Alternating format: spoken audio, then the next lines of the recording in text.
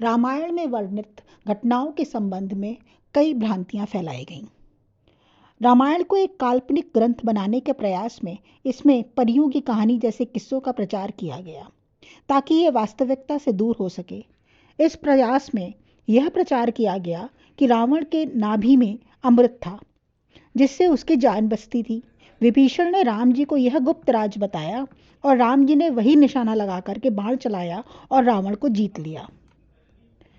वाल्मीकि रामायण के युद्ध कांड के सर्ग 104 में देखिए लिखा है कि एक बार तो जब धनुष को खींचने और श्री राम के पराक्रम का सामना करने की शक्ति रावण में नहीं रह गई थी, उन्होंने ऐसे बाण चलाए जो उसकी मृत्यु के साधक बनने लगे। तब उसका रथ चालक उसे रणभूमि से भगा ले गया। वाल्मीकि रामायण के सर्ग 105 में वर्णन है कि अगस्त्य मुनि जो देवताओं के साथ राम जी और रावण का युद्ध देखने आए थे, उन्होंने सनातन का गोपनीय सूत्र श्री राम जी को दिया जिससे वो अपने समस्त शत्रुओं पर विजय प्राप्त कर सकें। उन्होंने श्री राम से उस सूत्र का जप करने के लिए कहा। वह सूत्र था आदित्य हृदय स्तोत्र। श्री राम ने इसी सूत्र का 3 बार जप किया था। जब सूर्यदेव ने श्री राम से कहा कि रावण की मृत्यु का समय अब निकट आ गया है, तब राम जी ने मातली जो उनका सारथी था से रथ को आगे बढ़ाने के लिए कहा। मातली इंद्र का सारथी था और रथ हाँकने में प्रवीण था। श्री राम कई प्रकार के अस्त्र से रावण को मारने की कोशिश करते हैं, परंतु वो अस्त्र जिन्होंने बड़े बड़े राक्षसों का संहार किया रावण पर बेअसर साबित हो रहे थे। उसका एक सिर कटता था तो दूसरा उग जाता था।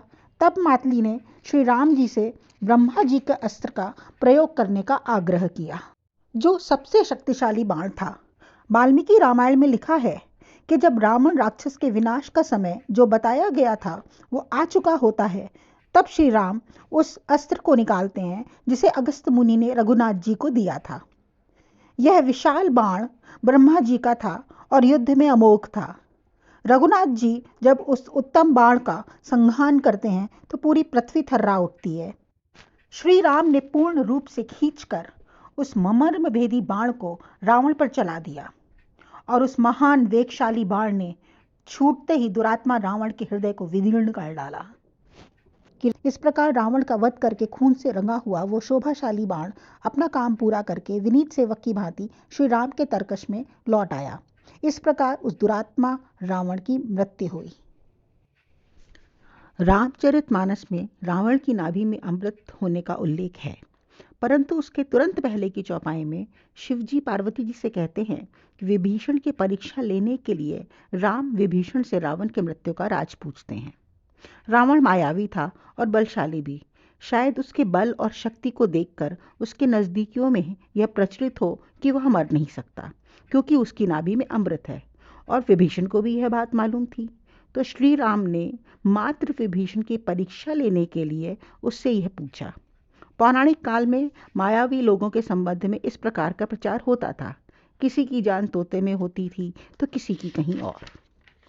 श्री तुलसीदास जी ने शायद रावण के इसी मायावी रूप का संदर्भ लिया और विभीषण के स्वामी भक्ति का परिचय दिया। अन्यथा श्री राम तो त्रिलोक ज्ञानी थे, उन्हें तो सब विदित था, उनसे क्या छुपा था। परंतु मनुष्य रूप में होने की मर्यादा उन्होंने हमेशा रखी। देखिए आधे प्रसंग का प्रचार करके कैसे रावण के नाभि में अमृत होने का प्रचार किया गया और हमारे ग्रंथों में वर्णित घटनाओं को सुपरनैचुरल बनाने का प्रयास हुआ ताकि उनकी सत्यता पर प्रश्न चिन्ह लग सके और उनका प्रचार एक किस्सा, कहानी या फिक्शन के रूप में हो सके। जय श्री राम।